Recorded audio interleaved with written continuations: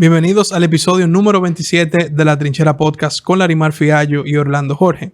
Recuerden suscribirse a nuestro canal de YouTube, Falla Media, para que puedan recibir todos los contenidos que se producen en esta plataforma y también en Spotify y en Apple Podcasts para escuchar en audio en nuestro podcast La Trinchera, darle la campanita y recibir las notificaciones de cada episodio que por aquí se transmite. En este episodio es un episodio muy particular porque nuestra compañera Larimar Fiallo no pudo acompañarnos. Está en este momento rodando una película. Le deseamos todo el éxito en el rodaje de esta película y por supuesto que nos invita a la premiere a todo el equipo de Falla para poder verla en este papel que ella va a llevar en una película realizada aquí en la República Dominicana. Y tampoco tenemos invitado en el día de hoy porque queríamos aprovechar la plataforma y hacer una pequeña reflexión sobre el panorama político dominicano a propósito de la visita que este domingo realizaran los principales funcionarios del gobierno del presidente Luis Abinader a todas las provincias del país para crear y continuar un diálogo con las distintas comunidades y representantes de distintos sectores a propósito de las obras y las ejecutorias que el gobierno del presidente Abinader lleva en este momento. Y voy a comenzar por ahí, porque muchos se preguntan por qué los funcionarios salieron a las provincias. No se está trabajando, no se sabe. Mucha gente me decía, pero ellos no saben cuáles son los problemas. Y yo diría que en primer lugar, en un momento como el que vive el mundo y está viviendo también la República Dominicana, nosotros primero tenemos que ser y entender el contexto en el cual se encuentra la República Dominicana. Normalmente, nosotros, los seres humanos, juzgamos la situación de nuestro país por nuestra situación particular. Eso es normal. Eso pasa en cualquier lado. Yo siempre hago el ejemplo de que cuando yo viví en Brasil y aún después de vivir en Brasil, continúo yendo bastante a ese país, mis amigos brasileños con los que estudié en el colegio y una parte de la universidad, yo les digo, ¿cómo está el país? Desde aquí, le escribo por WhatsApp, ¿cómo está Brasil? Está muy mal. Hay muchos problemas, muchas situaciones, mucha inconformidad. Y no digo necesariamente en el caso de ahora, pero en otros momentos, usted vea los indicadores económicos del país y los indicadores sociales del país y el país se estaba volando. Pero naturalmente, si esa amistad se encontraba en una situación económica o social particular, me daba su pronóstico del país en base a ese juicio que hacía. Y eso es normal. Y nosotros también en República Dominicana juzgamos el gobierno o la situación económica o la situación social por nuestra propia realidad, ya sea de uno de esos factores que comenté. Ahora bien, en el momento actual en el que nosotros nos encontramos, en el que se encuentra un mundo en crisis, en tantas dificultades, tantas situaciones, y en medio de un bombardeo catastrófico de información, hay que decir que la República Dominicana es el país más estable, más seguro económicamente, socialmente y políticamente de nuestra región. Y cuando hablo de nuestra región, incluyo Centroamérica y Suramérica. Nosotros tenemos y gozamos de una estabilidad sociopolítica y económica envidiable que cuando usted sale del país a promover la República Dominicana, y lo digo como diputado cuando he estado en este año y en el año pasado en escenarios internacionales, se ve a la República Dominicana con una envidia sine qua non en la región. Si usted analiza ya a nivel presidencial, cuando el presidente Abinader hace este tipo de viaje como el que se encuentra en este momento, que está ahora mismo en Davos, en el Foro Económico Mundial, también como parte de una agenda de viaje a Suiza, en el viaje que hizo a Fitur, que nosotros pudimos estar ahí presentes, y otros viajes que él ha hecho, se ve a la República Dominicana como, dirían los americanos, the place to be, el lugar donde hay que estar en este momento. Y nosotros tenemos que cuidar eso como país. Y por eso entonces que el presidente, en aras de cuidar lo que hemos recuperado post pandemia y lo que él está construyendo como parte de su legado, manda a los funcionarios a las distintas provincias para en un cara a cara directo con comunitarios, representantes de iglesias, de juntas de vecinos, sector empresarial, sector trabajador, con todo el mundo, los deportistas, sentarse y decirles, les reiteramos que aquí estamos haciendo y ejecutando A, B, C, D, E. Ahora bien, ¿hay alguna novedad en la comunidad que requiera que el gobierno intervenga, que requiera que el ayuntamiento intervenga? Porque ahí estaba también el poder municipal representado. Y de esa manera, los funcionarios palpar de viva voz y de frente a frente la realidad de muchas comunidades. Yo decía a los periodistas del Congreso Nacional cuando me abordaron sobre el tema que esto no se hacía antes. Usted no ve un funcionario en una gobernación, en un ayuntamiento, en fin, donde fuere, compartiendo en un tú a tú con distintas personalidades y figuras y representantes de comunidades. Eso no se veía antes. Y este país que ha reclamado un cambio y ha reclamado un cambio en la forma de hacer política, necesita también este tipo de encuentros. Señores, pero aquí en el Distrito Nacional, que es donde particularmente hago vida política y donde uno se mueve más que en otro lugar, si yo le enseño a ustedes la cantidad de mensajes que como diputado recibo diariamente de situaciones que pasan en las comunidades, y al final nosotros los diputados lo que tenemos es que canalizarlas con las instituciones del lugar, no se imaginan lo fructífero que son ese tipo de encuentros donde se puede consolidar en una sola mesa las necesidades de las comunidades. Pero no obstante, y ahí tengo que reconocer, porque la humildad consiste en reconocer lo que uno es y lo bueno y lo malo, que nuestro gobierno en algunos casos no ha comunicado debidamente ejecutorias que está haciendo.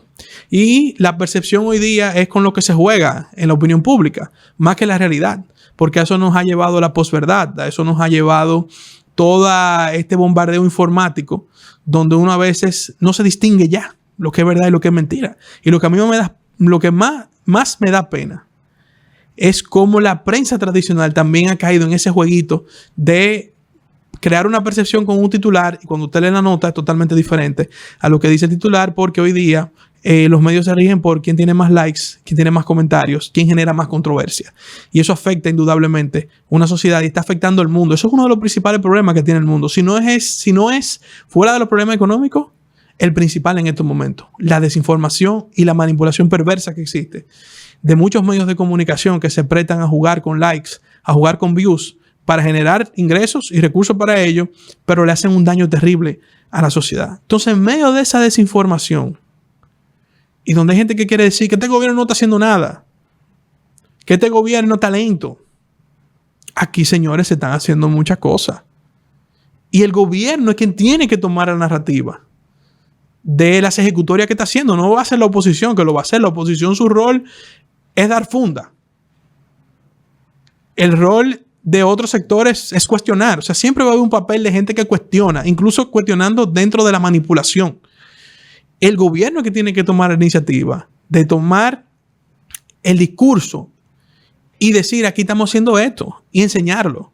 Y eso fue lo que se hizo con la visita de los funcionarios a las distintas provincias. Pero ahí no se fue a hablar de que a nivel macro, aunque se habló de temas a nivel macro, como por ejemplo el tema del subsidio de los combustibles y la evolución de lo que el gobierno ha subsidiado en el año 2022. Para que ustedes tengan una idea, en 20 semanas del año 2022, el gobierno ha subsidiado 15.335.6 millones de pesos. Es el presupuesto de un ministerio, señores. De un ministerio grande. La mayoría de los ministerios no tienen ese presupuesto. Pero el presupuesto de un ministerio grande es lo que se ha tragado el subsidio de los combustibles. Eso la gente tiene que saberlo. Porque la verdad es que lo que está ocurriendo en el país con los precios de los productos básicos como la inflación o de los combustibles no es culpa de la República Dominicana. Son factores externos de un país que no produce energía, o sea, no produce, petróleo específicamente, porque sí produce energía, pero no produce petróleo, ni derivados del petróleo. Y de toda esta situación de la guerra de Ucrania y Rusia, donde materias primas como trigo, como cereales, semillas, entre otros, se ha visto afectado en lo que refiere a la importación de los productos en la República Dominicana, y eso ha subido calamitosamente los precios. Los puertos que están parados. Usted sabe cuánto cuesta un contenedor ahora, traer un contenedor desde China, y cuánto costaba antes del COVID. Y no solamente antes del COVID, agrégale lo que cuesta ahora de otros lugares del mundo un contenedor con la crisis que hay en Europa. El principal puerto en Shanghái ha estado cerrado. O sea, todas esas cosas tenemos que entenderlas. porque no son culpa de la República Dominicana. No es culpa ni del presidente, ni de los empresarios, ni de la sociedad. Son factores externos que nos impactan a un país que no es autosuficiente en distintos sectores como lo es la República Dominicana, porque nosotros no somos una potencia petrolera, ni tampoco somos una potencia autosuficiente en muchos productos básicos de nuestro país. Necesitamos del mercado exterior para poder subsistir en estos productos en lo que refiere a la canasta básica y que todo el mundo pueda tener algún tipo de acceso a eso mismo. Pero reitero el dato, 15.335.6 millones de pesos ha subsidiado el gobierno dominicano para combatir el alza de los combustibles. Pero aquí, señores, Inespre, que es una institución que antiguamente se veía hasta como algo como sin, no sé, como que la imagen de Inespre nunca ha estado al nivel que ha estado ahora. ¿Por qué? Porque ahora hay una persona que dijo, vamos a colocar Inespre donde tiene que estar. ¿Dónde? En las calles. Las bodegas de Inespre, las bodegas móviles de Inespre se están moviendo en todo el territorio nacional. Con precios, con productos a precios asequibles para los estratos más pobres de la República Dominicana. Pero me voy para otro lado. El plan social de la República Dominicana está también concentrado en todo el país, dando y ayudando a sobre todo los sectores más pobres que no tienen ni siquiera cómo acceder a la canasta básica. La tarjeta Supérate. En fin, los programas sociales del gobierno se han incrementado en estos periodos producto de la situación y la crisis que hemos vivido. Mucha gente que me conoce y me ve, me dirá, wow, Orlando, ¿y tú celebras que se incrementen los subsidios? Y yo digo, en este momento sí, porque es que estamos en un momento muy complejo. No todo el mundo tiene acceso a un buen trabajo, un buen salario. Y aquí, señores, con las situaciones que tenemos, el precio de la canasta básica ha sufrido un incremento y naturalmente el gobierno tiene que acceder y ayudar, sobre todo a los más pobres, en poder acceder a comprar la canasta básica.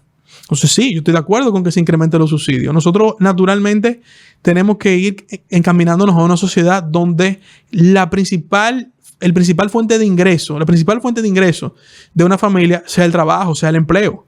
Pero en estos momentos de crisis no podemos ser inhumanos de decirle a una persona, fájate y busca un trabajo, cuando el gobierno tiene soluciones para poder aliviar la crisis momentánea. Y naturalmente, hay que decirlo también, porque aunque el gobierno ayuda, la gente a veces no está conforme porque siempre vamos a querer necesitar más. Eso es parte también de la naturaleza humana. Pero no podemos negar que el incremento de las ayudas sociales ha aliviado también a gran parte de la población dominicana. Y eso hay que decirlo y hay que enseñarlo. Porque muchas veces se quedan entre comunidades, entre familias, pero la sociedad tiene que entender que el gobierno está pensando en que las personas más pobres de la República Dominicana tengan también cómo alimentarse y cómo sobrevivir en este momento tan difícil. Aparte de estos temas, estos funcionarios que se trasladaron, aquí a ellos hablaron, por ejemplo, del plan de vacunación, de la recuperación del turismo, del medio ambiente, las obras públicas que se están haciendo, que son fundamentales. Nosotros somos un país que todavía tenemos muchos retos en materia de obras públicas, infraestructura vial, desde infraestructura vial hasta pasos peatonales, por mencionar distintos ángulos de temas de obras públicas que nosotros necesitamos. El caso de la vivienda, señores. Yo, que fui partícipe de la comisión que creó el Ministerio de la Vivienda, puedo decir que hoy día aquí se está enfrentando la crisis de vivienda con carácter. Hay un plan. Y no solo un plan, no. Se está ejecutando el plan. De tanto por dos vías, el programa Dominicana se reconstruye, que son arreglos de casas en distintas comunidades del país. Yo mismo he sido testigo aquí en el Distrito Nacional, como el Ministerio de la Vivienda ha arreglado muchísimas casas de personas que tenían años, si siquiera sin un techo. O sea, no habían sido lo suficientemente humanos para arreglarle el techo. Y le están arreglando desde el techo, en los pisos, pintándolas. Y ustedes no saben el impacto que tiene eso para una gente.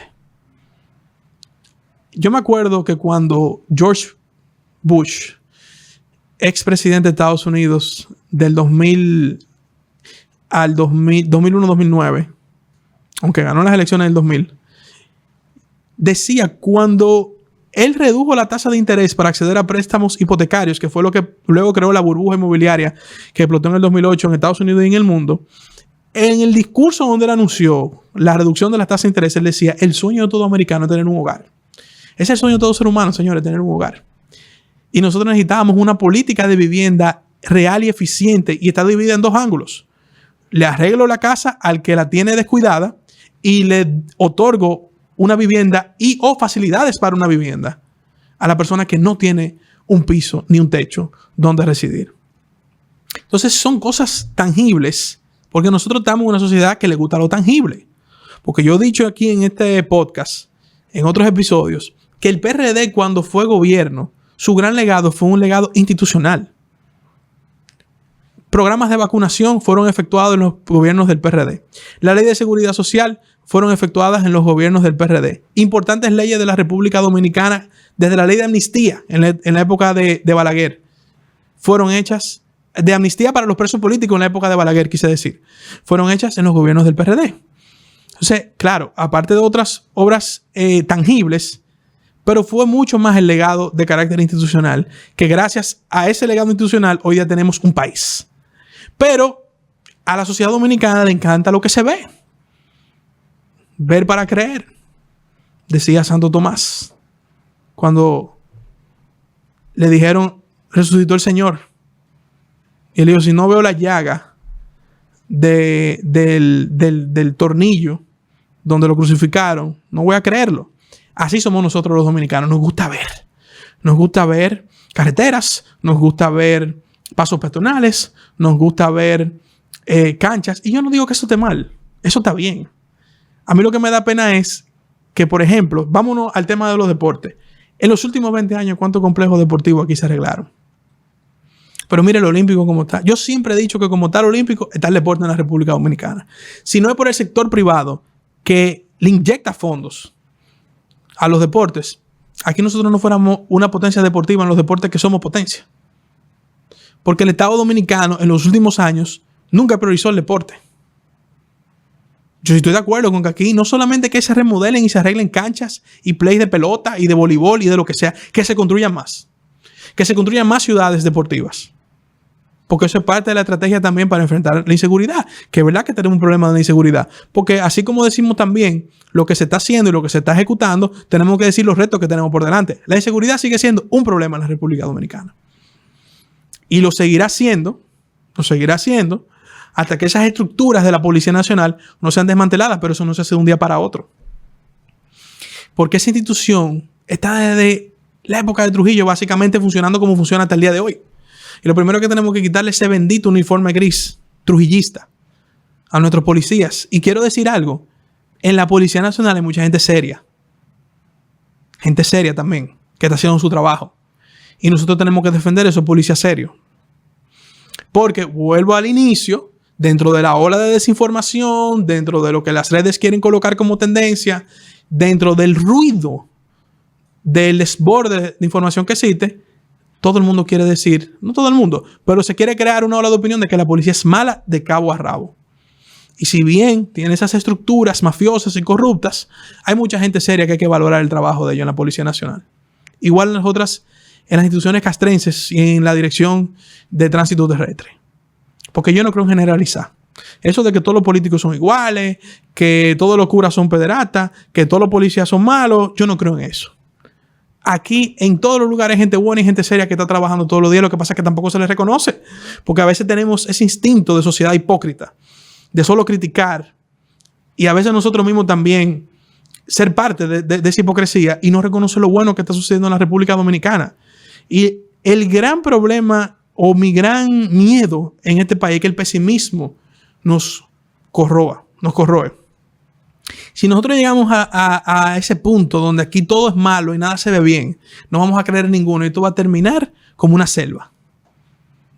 Yo no creo en ti, no creo en la autoridad, no creo en las voces oficiales. Si eso llega a pasar en este país, que yo creo que no, porque al final el dominicano siempre es muy optimista y es muy también esperanzador y es alegre. Pero nosotros no podemos permitir que olas de opinión, personas con intereses y sobre todo el ruido mediático provoque que esta sociedad se vuelva una sociedad resentida y que no sea optimista, que sea pesimista. Porque ahora mismo en los medios lo que venden es lo malo. Busquen los periódicos. Busquen las redes. Lo que venden es lo malo. Aquí muy difícilmente uno ve una noticia positiva en un medio de comunicación. Todo es malo. Todo es malo. Todo. Y yo no estoy haciendo esto una crítica desde el punto de vista político, porque yo vengo de los medios de comunicación. Aquí todo el mundo sabe que yo toda mi vida he trabajado en el sector privado en medios de comunicación. Fui reportero, fui productor ejecutivo y fui director de un medio con 23 años. O sea, yo dirigía la línea editorial de un medio de comunicación. Y los que trabajaron conmigo en Antena 7 saben que nosotros no nada más poníamos noticias negativas. Cuando digo noticias negativas, no lo hago diciendo que buscábamos noticias negativas. O sea, llegan las noticias y es verdad que hay partes que son tragedias, hay crisis, hay situaciones, pero nosotros siempre buscamos poner cosas positivas también. Porque no podemos meterte en tu casa, en ese caso a través de la televisión, tanta cosa negativa y mucho menos antes de dormirte. Pero ahora mismo, la prensa le encanta lo negativo. Y si tú mandas algo positivo, ni lo ven. Y a mí me duele porque es mi clase profesional, que yo veo hoy día que lo que andan buscando es que la gente lea los titulares, que no tienen nada que ver muchas veces con el cuerpo de la noticia. Los tweets, que Twitter a veces se sobredimensiona. Twitter no es la plataforma que muchos creen. Twitter si representa un 10% de la población de Internet de la República Dominicana es mucho. Yo no te digo de Facebook y YouTube, que sí tienen realmente entrada en una gran población de usuarios de Internet y de smartphone. Pero si nosotros no cambiamos nuestra mentalidad, si nosotros no entendemos que tenemos que cuidar lo que como sociedad tenemos, y claro, tenemos que mejorar muchas cosas, porque aquí nadie está diciendo que estamos perfectos. Aquí estamos diciendo que tenemos un presidente que le ha tocado 2 crisis, y qué 2 crisis, la peor pandemia de la historia y la primera guerra en Europa, básicamente después de la Guerra Fría. Y espérate, perdón. Una guerra que ha impactado económicamente en el mundo entero, porque no es nada más que impactó en Europa, en una región. No, esto está impactando en el mundo entero. Señores, pero en Estados Unidos, el alcalde de Nueva York, Eric Adams, declaró estado de emergencia por la escasez de leche en polvo para niños. Declaró un estado de emergencia, ¿para qué? Para controlar los precios. Para que, dada la escasez que existe, nadie se ponga contento a vender la leche de polvo al niño. Pónganse ustedes que una lata, pónganse ustedes, cuesta $3, $4 y ahora vengan a querer vender $10 por la escasez que hay. Estado de emergencia, control de precios. Miren cómo que está el mundo. Eso es Estados Unidos, eso es Nueva York, la capital del mundo. Biden fue ahora a Asia a una serie de encuentros para ver cómo ayuda a mitigar también la crisis que hay a nivel económico.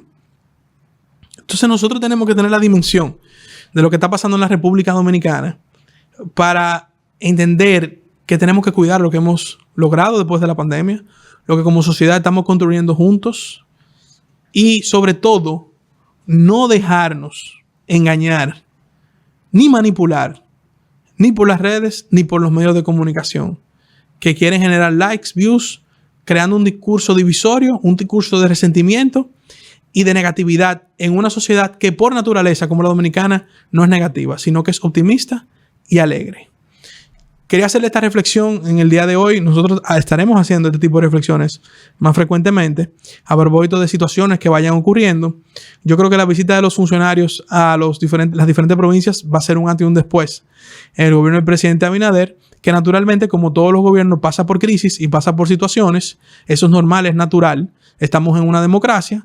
Estamos también en el caso del presidente Abinader, es un hombre sumamente tolerante a las críticas, sobre todo las recibe y en base a ellas construye.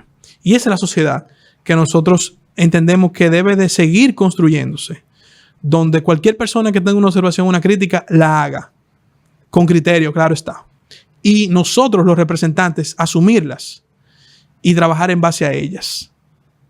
Y creo que si nosotros podemos madurar como sociedad, pues vamos a cuidar más lo que hemos construido, lo que hemos logrado y sobre todo no tiraremos el futuro en el resentimiento, en lo negativo, y sobre todo en el populismo y la demagogia, que son los que están acabando con muchos países de la región. Para un botón, Chile elige un presidente que nosotros aquí en la trinchera hablamos de las expectativas que había generado Boric, incluso expectativas para su generación. Y hoy día Boric, a menos de 3 meses de ser presidente, va a las actividades y lo están abuchando. Porque es difícil ser político, señores, hoy día. Es difícil ser político. Y cuando digo es difícil, no es por rendir cuentas, por transparencia, no. Es precisamente por la demagogia, el populismo, la posverdad, la desinformación y la difamación que se quiere hacer con la clase política en todo el mundo. Pero nosotros no podemos permitir que en este país se encarame ningún populista ni ningún demagogo. Miren la región, hablé de Chile, hay otros países que están en situaciones similares, El Salvador, Nicaragua, Perú ni se diga. En Perú se cansaron de estar bien. Dijeron, ¿tú sabes qué? Nos cansamos de estar bien, vamos a jodernos. Y míralo ahí donde están. Entonces, seamos cuidadosos con lo que nosotros tenemos y hemos construido, sabiendo los retos que tenemos por delante y que necesitan de la ayuda de todos. Este ha sido el episodio número 27 de La Trinchera, una pequeña reflexión. Nos encontraremos la semana que viene con mi compañera Larimar Fiallo y un invitado muy especial que tenemos varios días cocinando para traérselo a ustedes para hablar de muchos temas interesantes en este podcast. Será hasta el próximo capítulo. Recuerden suscribirse al canal de Falla Media y al Apple Podcast y Spotify, darle a la campanita para que reciban las notificaciones de cada episodio. Mucho gusto compartir con ustedes. Orlando Jorge y Larimar Fiallo se despiden.